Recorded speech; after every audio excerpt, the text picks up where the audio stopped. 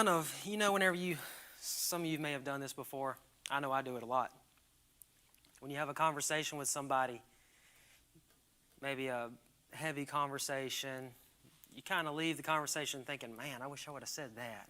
Or that would have been a good point in the conversation. I'm not talking about arguments. We all know that we always have something else to say if it was some kind of argument. We'll argue with ourselves or with that person in our mind. Oh, that would have been a good point. Well, that's kind of how I left last week. Because there's so much to teaching. There's so much to trying to take what God's given you and to get the point across the way it was given to you. If that makes any sense at all. And sometimes that's very difficult. Because God speaks to us in very different ways. The way He speaks to me may be very different from the way He speaks to you. And that's fine. We expect that. That's what makes it so personal. So I kind of want to follow up some of last week with some thoughts that I had concerning that. And the big question was, and I know it scares a lot of people, but is God in charge or is He in control? We talked about every God and a loving God and a caring God. I feel that same way because I wouldn't want to do anything to make it come across work. This is what He's chosen to do with last week and talked about that.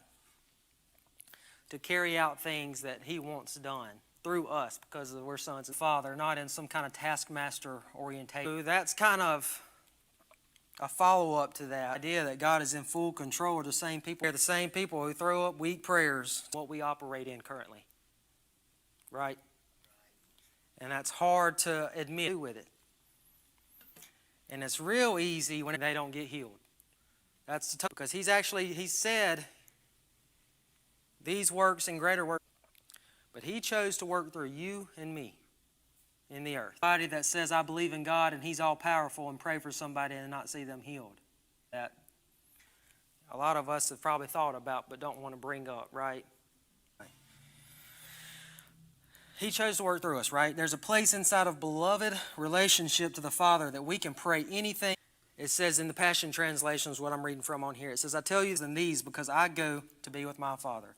Listen to why. He said, I go to be with my Father. The Father is really like and bring glory to Him. Ask me anything in my, right? He's saying, because of my status as son, you can ask that. Encompasses all of us. Son's relationship in the steps. Now this one, I don't like, but soaking His presence, staying with Him in His presence, right? That's something they did, though, that was effective. They were effective in prayer because they stayed and stuck around. And we don't see a lot of that anymore, but I do want to say that that is very important, especially what I'm about to lead into. That's important, and we've done it for years, especially previously, is I've prayed for many years for certain things.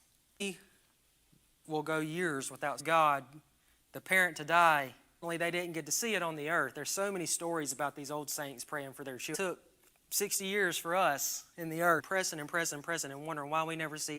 Jesus taught them to pray. The Lord's Prayer, whenever they asked Jesus, teach us to pray like you pray. His first two words are that Father. God had never been referred to blasphemy, really. And the word even before Father,